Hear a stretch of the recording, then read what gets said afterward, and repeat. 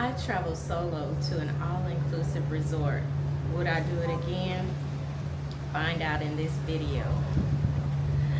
Hi everyone and welcome to my channel, Brown Eyes Traveling. I, as a travel advisor, always like to do some market research so that I can be informed when I talk to my clients about booking a trip. I did my first solo all-inclusive, and here's the real truth. Find out at the end, would I do it again? So let's start with the breakfast. As you know, all-inclusive, you're usually going to go to breakfast. The number one problem I felt that I had was reserving or saving my seat.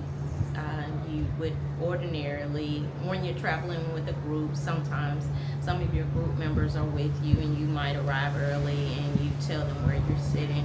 But as a solo traveler, you are responsible for holding your spot. So if you finished your breakfast hot meal and wanted to go back and get fruit, it was sort of difficult because the resort that I was at, they actually were cleaning real well. I left my glasses at the table, and when I came back, my glasses were gone, but they were there. So that was the most difficult part.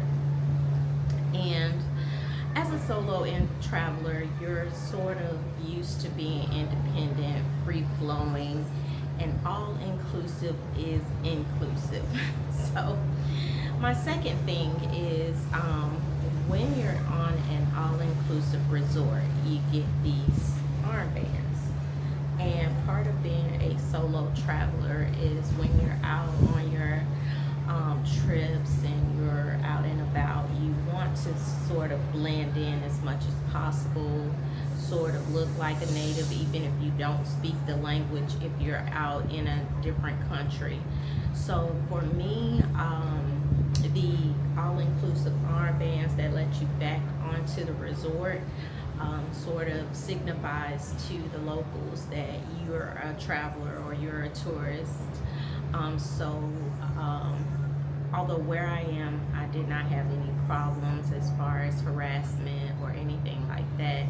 It just, to me, was another indication that, you know, hey, I'm a traveler and I'm by myself. So this was one thing that I did not like as far as an all-inclusive being a solo traveler, because I did venture off of the resort. Now, the other thing I would like to mention is all-inclusive means all-inclusive on the alcoholic beverages. And usually as a solo traveler, I do not indulge in any alcoholic beverages to the extent where I'm not aware of my surroundings. And I encourage that if you do partake in adult beverages, just make sure that you know you are being a responsible drinker, because you know we're all adults, but sometimes when you're in a relaxed or outside of the norm, you don't do some of the things you normally do when you are not under the influence. So when you're on an all-inclusive solo trip, please make sure that you are a responsible drinker. Now I want to go back a little bit and talk about saving your seat when you're at the buffet or at the inclusive. You are able to make reservations at the restaurants for dinner, so sometimes that is not a problem. So make sure that you do your research and find out what restaurants are available. But if not, that's why you have a travel advisor, and they can advise you on the types of restaurants that are at your all-inclusive. Now, some people say, well, the person that's sitting next to me, I could just tell them to hold my seat. When you're in another country and you don't speak the language, language barriers can be a problem as far as telling other guests or asking other guests to hold your seat. Because me, when someone is speaking to me in another language, I smile and nod. So most of the time I don't know what they're saying. So just being polite, I smile and nod. And if you find that that might be the case, because a couple of times people wanted to borrow my chair or get the chair where I was, and I kept trying to say, go ahead, but of course we didn't speak the language, so I just had to say but for the most part, it's not a big problem. But as a solo traveler, I did find that as a difficulty for me. Now, the other thing I would like to mention is to also make sure that you, as a solo traveler, know the type of adventure or experience that you want to have on your solo vacation.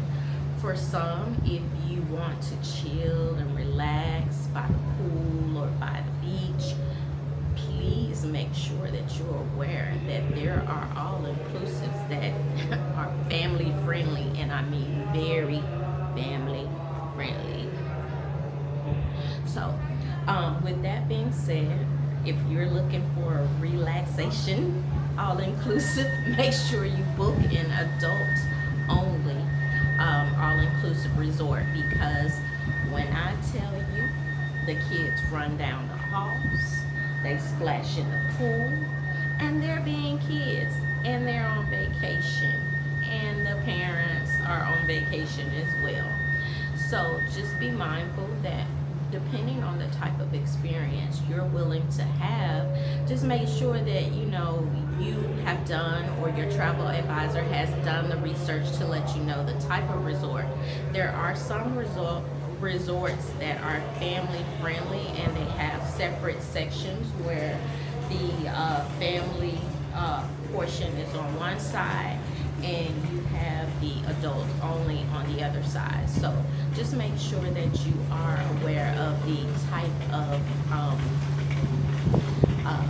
resort it is. Now, as far as that, I think those are the most important things as a solo traveler for me on my first solo all-inclusive resort trip.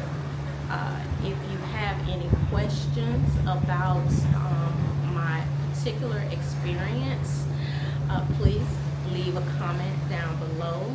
I would love to answer any questions that you may have, and in particular about the resort that I am currently on.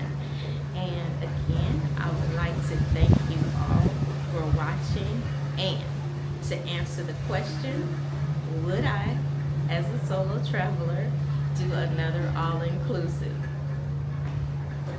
The answer is that is yet to be said, because I have more research to do. So again, thank you for watching Brown Eyes Travel, and have a wonderful day.